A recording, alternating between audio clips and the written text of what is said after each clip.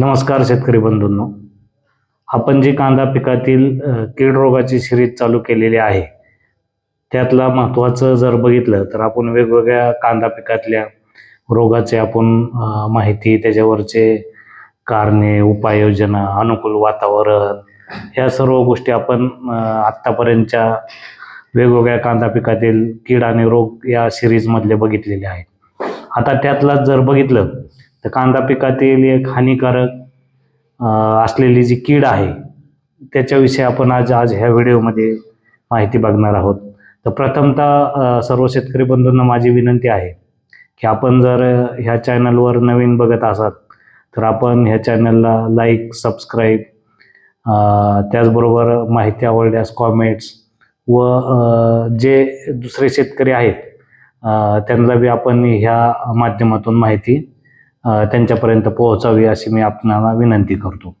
तर आपण आज ह्या व्हिडिओच्या माध्यमातून कांदा पिकातील महत्त्वाचा जर विचार केला तर कांद्यावर येणारे जे फुलकिडे किंवा थ्रिप्स ह्या किडीची आपण माहिती आज पाहणार आहोत.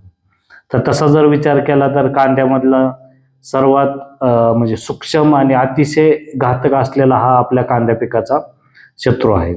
कांदा पिकावर जर बघितलं तर नुकसानीकारक हानी करण्याजोगा जो कीड आहे ती म्हणजे ही फक्त एकच फुलकिडेच आहे आणि ती आपल्या कांदा पिकाच्या गाभ्यामध्ये येते आणि त्याच्यामुळे आपल्या कांद्या पिकाची पात असो किंवा तिची वाढ असो मोठ्या प्रमाणात आपल्याला नुकसान झालेलं दिसतं आणि त्याच्यामुळे कांदा पिकाचं जी कांद्याची साईज आहे ही व्यवस्थितरित्या होत नाही किंवा त्याची वाढ सुद्धा होत नाही. तर आपल्याला ह्या किडीचं प्रथमतः म्हणजे ह्याचा प्रादुर्भाव कसा होतो आपल्याला हे लक्षात घेणं गरजेचं किंवा ह्याला लक्षणं कशा असतात. तर आपल्या जवळपास सर्व शेतकरी बंधूंना माहिती आहे की कांदा पिकामध्ये ही जी कीड आहे ही कांद्याच्या गाभ्यामध्ये म्हणजे जिथं नवीन पात येते त्या ठिकाणी ह्या कांद्यामध्ये ह्या किडीचा प्रादुर्भाव झालेला दिसतो. जर आपण कांद्याची पात अशी साईडला करून जर बघितली तर आपल्याला त्याच्यामध्ये आतमध्ये दिसते. आपण ह्या व्हिडिओमध्ये आपल्याला दिसन सुद्धा की तुम्हाला कशा पद्धतीने हे आपल्या कांदा पिकाच्या गाभ्यामध्ये ह्या किडीचा प्रादुर्भाव होत असतो ते.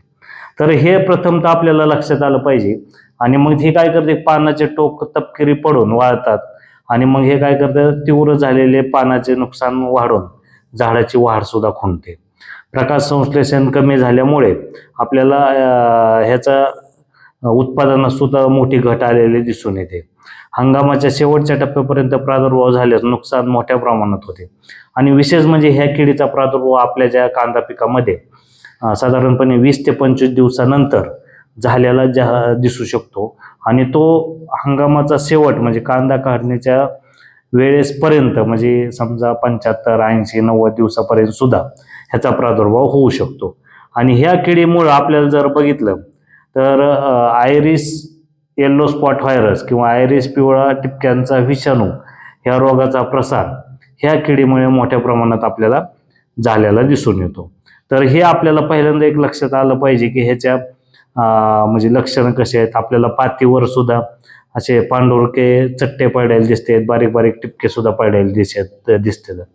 आता ह्या किडीसाठी जर अनुकूल वातावरण बघितलं तर महाराष्ट्रातील सर्व भागातल्या महाराष्ट्रातील उष्ण व कोरडे हवामान ह्या फुलकिडीच्या वाढीसाठी किंवा थ्रिप्ससाठी अनुकूल आहे आणि त्याच्यामुळे सर्व भागामध्ये महाराष्ट्रात ह्या किडीचा उन्हाळी असो किंवा रब्बीचा जो हंगाम चालू आहे किंवा उन्हाळी जे कांदा असेल ह्याच्यामध्ये ह्याचा प्रादुर्भाव आपल्याला झालेला दिसून येतो. साधारणपणे ह्या किडीच्या वाढीसाठी 25 ते 35 डिग्री सेल्सिअसचं जे तापमान असतं ते प्रादुर्भाव झपाट्याने वाढण्यासाठी अनुकूल असतं आणि त्याच्यामुळं ह्या किडीचा प्रादुर्भाव मोठ्या प्रमाणात होतो. कमी आर्द्रता, कमी पर्जन्यमान, वाऱ्याचा वेग, दाट लागवड व जास्त नत्र वापरल्यास या किडीचा प्रादुर्भाव आपल्या पिकामध्ये मोठ्या प्रमाणात झालेला दिसून येतो. हे एक आपल्याला ह्याच्यामधून लक्षात घेणं गरजेचं आहे. आता ह्याच्यानंतर आपल्याला ह्या किडीची ओळख एक कशी ती झाली पाहिजे. तर मी अगोदरच जसं सांगितलं की ही आपल्याला म्हणजे कांदा पिकामध्ये येणारी जी ही फुलकिडे आहे हे बारीक, तिखट, तपकिरी रंगाचे आपल्याला ते कीटक हे आपल्या गाभ्यामध्ये ह्याच्यामध्ये असते तर ते, आणि हे कांद्याच्या पातीचा रस शोषतात आणि त्याचबरोबर रस शोषून झाडाची वाढ सुद्धा ह्याच्यामध्ये खुंटली जाते. प्रौढ मादी पाण्याच्या उतीमध्ये अंडी घालते आणि बाहेर पडलेल्या आळ्या पानाचा रस शोषून झाडाची वाढ खुंटवतात. त्या आळ्याचा 2 इन्स्टार अवस्था असतात ह्याच्यामध्ये, आणि मग घडीत कंदाच्या मुळाजवळ जमा होऊन आपल्याला ते नुकसान मोठ्या प्रमाणात त्याच्यामध्ये करतात. मग त्याच्यानंतर ह्या मातीत अवस्था जातात आणि नंतर प्रौढ होऊन पुन्हा पिकावर येतात. जर वातावरण किंवा हवामान जर अनुकूल असलं तर 2 ते 3 आठवड्यामध्ये हिची पूर्ण लाईफ आपली पूर्ण कंट्रोल म्हणजे पूर्ण हे जर एक जीवनक्रम संपलं जातं. आणि त्यामुळे कांद्याची पूर्ण वाढीच्या हंगामात जर विचार केला तर जवळपास 4 ते 6 पिढ्या ह्या त्यांच्या होऊ शकतात किंवा तेवढ्या त्या त्यांचं म्हणजे त्या आपल्या कांद्याच्या ह्याच्यावर होऊ शकतात. तर तसा जर विचार केला तर निरीक्षण नियंत्रण केल्यास उत्पादनाची गुणवत्ता व आपल्याला त्याचं नुकसान सुद्धा कांद्यामध्ये होऊ शकतं. आता हे प्रथमतः एक लक्षात घेणं गरजेचं आहे शेतकरी बंधूंनी, याचा प्रसार कसा होतो. तर आपल्या शेतामध्ये बरेच तण वगैरे असतात, त्या तणावर सुद्धा ह्या किडी राहतात आणि त्या मग त्याच्यावर राहून आपलं ज्यावेळेस कांदा पीक येतं त्याच्यावर त्याचा प्रसार होतो. कांदा शेताजवळील समजा बाकी तरकारी असली किंवा बाकीचे काही गहू असो, ज्वारी असो, मका असो यासारखे जर पिकं असले तर त्याच्यावरून सुद्धा ह्या किडीचा प्रादुर्भाव आपल्या कांद्यामध्ये होऊ शकतो. आणि कांदासारखे असलेले कांदा, लसूण किंवा बाकीचे काही असे पिकं असले तर ह्याच्यावरून सुद्धा ह्या किडीचा प्रादुर्भाव आपल्या पिकामध्ये होऊ शकतो. जोराच्या वाढीने ह्या किडीचा प्रसार होऊ शकतो. त्याचबरोबर शेताच्या बांधाच्या कडे येऊन या किडीचा प्रसार आपल्या शेतामध्ये मोठ्या प्रमाणात होऊ शकतो. कोरडे वातावरण असलेले आणि संक्रमित कंदरोपे किंवा पानं किंवा आसपासचं जर भागामध्ये जर ह्या किडीचा प्रादुर्भाव असला तर त्याचा आपल्याला प्रादुर्भाव मोठ्या प्रमाणात होतो. आता हे सर्व ह्याचे लक्षणं, कारणे किंवा वाढण्यासाठी प्रसार कसा, आपण हे सगळं बघितलं. ह्याच्यानंतर आपल्याला ह्याचं व्यवस्थापन करणं गरजेचं आहे. मग ह्याच्यामध्ये काही वेगवेगळ्या पद्धती आहेत. त्याच्यामध्ये भौतिक पद्धती आहेत, किडीचं निरीक्षण आहे, त्याचबरोबर जैविक पद्धती आहेत आणि सगळ्यात शेवटी आपल्याला रासायनिक पद्धती करायची असतात. तर प्रथमतः आपल्याला जी भौतिक पद्धत आहे म्हणजे कांदा पीक स्वच्छ ठेवणं गरजेचं आहे. त्याच्यामध्ये कुठलंही तण असता कामा नये किंवा पिकाचे बाकीचे अवशेष आहेत हे सुद्धा असता कामा नये त्याच्यावर, कारण की त्याच्यावर ही किडीचा प्रादुर्भाव वाढत असतो. कांदा पिकाची शेताची नियमित खुरपणी करून शेत हे आपलं स्वच्छ असलं पाहिजे. त्याचबरोबर फुलकिड्यांचा प्रादुर्भाव असलेल्या शेतातून कांदा पिकाचे संरक्षण करणे गरजेचे आहे. त्यामुळे आपल्या शेताच्या चारही बाजूने म्हणजे 3.5 फुटाच्या उंचीला वाढणारे जे पिकं आहेत, मग त्याच्यामध्ये समजा ज्वारी, बाजरी, मका ह्या पिकाच्या 2 ते 3 लाईनी लावून आपल्याला बाहेरच्या शेतातून येणारे जे हे फुलकिडे आहेत हे आपल्याला थांबवायचे आहेत. उष्ण व कोरड्या हवामानात फुलकिड्यांची वाढ अधिक प्रमाणात होते. त्यामुळे नियमित निरीक्षण करून आपल्याला त्याच्यावर उपाययोजना करणं गरजेचं आहे. एकाच शेतात वर्षानुवर्ष कांदा पीक जर घेतलं तर त्याच्यामुळे सुद्धा ह्या किडीचा प्रादुर्भाव आपल्याला वाढलेला दिसून येतो.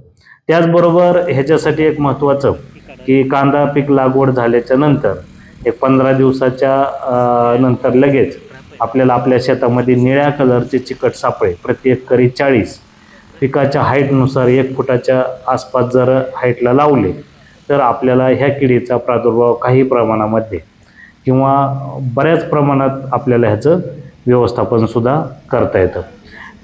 कांदा पिकावर फुलकिडीचा जर प्रादुर्भाव झाला आहे का नाही हे पाहण्यासाठी शेतामध्ये गाजर, मुळा यासारखी सापळा पिके वापरून सुद्धा आपल्याला या किडीचा प्रादुर्भाव आहे का नाही आपल्याला पाहता येतं. त्याचबरोबर मी जसं सांगितलं निरीक्षण करणं एक गरजेचं आहे. मग आपल्या जे मी कांद्याच्या पातीमधल्या गाभ्यामध्ये म्हणलं तर 3 ते 4 जर आपल्याला थ्रिप्स किंवा प्रौढ ह्याचे फुलकिडे दिसले तर समजायचे की आपल्याकडं मोठ्या प्रमाणात ह्याचा प्रादुर्भाव झालेला आहे आणि मग त्याच्यामध्ये आपल्याला व्यवस्थितरित्या उपाययोजना करणं गरजेचं आहे. आता जैविक उपाययोजनामध्ये जर बघितलं तर मेटारायझम आहे, ह्याच्यात व्हर्टिसिलियम आहे, त्याच्यानंतर आजारडेच्चिन म्हणून एक कीटकनाशक आहे, त्याचबरोबर निंबोळी अर्क आहे, नीम ऑइल आहे. हे असे काही जैविक किंवा पर्यावरणपूर्वक उपाययोजना आहेत. हे आपल्याला सुरुवातीपासून म्हणजे कांदा लागवडीपासून समजा मेट्रायझियम, बेवेरिया, व्हर्टिसेलियम हे 5 मिली प्रति लिटर पाणी किंवा निंबोळी अर्क 5 मिली प्रति लिटर पाणी ह्याची आलटून पालटून जर आपण फवारण्या पहिल्या 15-20 दिवसापासूनच सुरू केल्या तर आपल्याला ह्या किडीचा प्रादुर्भाव कमी करता येतो किंवा त्याची प्रतिकारशक्ती जी वाढणार आहे ही आपल्याला तिथं थांबवता येते. म्हणजे त्याचे मी सांगितलं काही वनस्पतीजन्य अर्क आहेत किंवा नीम अर्क आहे हे आपल्याला त्याच्यामध्ये वापरणं गरजेचं आहे. तर सर्वात शेवटी जर बघितलं तर आपण रासायनिक जे कीटकनाशक आहेत ह्याचा वापर करणं गरजेचं आहे. ज्यावेळेस की म्हणजे आर्थिक नुकसान पातळीच्या पुढे ज्यावेळेस कीड जाते त्याच वेळेस आपल्याला रासायनिक कीटकनाशकाचा वापर त्याच्यामध्ये करणं गरजेचं आहे. तोपर्यंत आपल्याला जैविक किंवा भौतिक पद्धतीनेच आपल्याला त्याचं व्यवस्थापन करणं गरजेचं आहे. रासायनिकमध्ये जर बघितलं तर डेल्टामेथ्रिन जे आहे 11% ECचं तर हे आपण जर बघितलं तर 0.3 मिली प्रति लिटर पाण्याने आपल्याला फवारणीमध्ये वापरणं गरजेचं आहे. फिप्रोनिल आहे 80% WGचं हे अर्धा ग्रॅम प्रति लिटरने वापरणं गरजेचं आहे. लॅम्बडा सायहालुथिन आहे 5% ECचं हे 1 मिली प्रति लिटरने वापरणं गरजेचं आहे. ऑक्सिडामेथिन मिथाईल जे आहे 25% ECचं हे 1.5 मिली प्रति लिटर पाण्याने वापरणं गरजेचं आहे. त्याचबरोबर फिप्रोनिल प्लस लॅम्बडा सायहालुथिन हे 1 मिली प्रति लिटर पाण्याने वापरणं गरजेचं आहे. तर हे असे पद्धतीने मी जे काही एक 4-5 रासायनिक कीटकनाशक सांगितले आहेत ह्याचा वापर करून सुद्धा आपण ह्या किडीचं व्यवस्थापन करू शकतो. आणि विशेष म्हणजे कांदा पीक आपल्याला सर्वांना माहिती आहे की आपण हे भाजीपालामधून असल्यामुळे हे खाण्यामध्ये वापरलं जातं. तर ह्या रासायनिक कीटकनाशकाचा प्रत्यक्ष कालावधी सुद्धा बघून आपल्याला त्याचा वापर करणं गरजेचं आहे.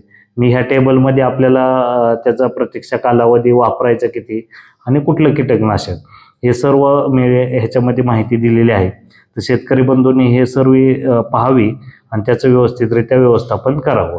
तर अशा पद्धतीने कांदा पिकामधील घातक कीड असलेली जी मावा कीड आहे किंवा आपण फुलकिडे म्हणतो किंवा थ्रिप्स म्हणलं जातं काही भागामध्ये, वेगवेगळ्या भागामध्ये ग्रामीण भागात ह्याचे नाव आहे. तर ह्याची माहिती घेऊन आपण आपल्या कांदा पिकाचं संरक्षण करावं असं मी शेतकरी बंधूंना विनंती करतो. आणि जर आपण ही माहिती आवडल्यास आपण लाईक, कॉमेंट किंवा सबस्क्राईब करावं आणि ह्याचा परत शेतकरी बंधूंनी जे बाकीचे कांदा उत्पादक शेतकरी आहेत त्यांच्यापर्यंत बी माहिती पोहोचावी. धन्यवाद.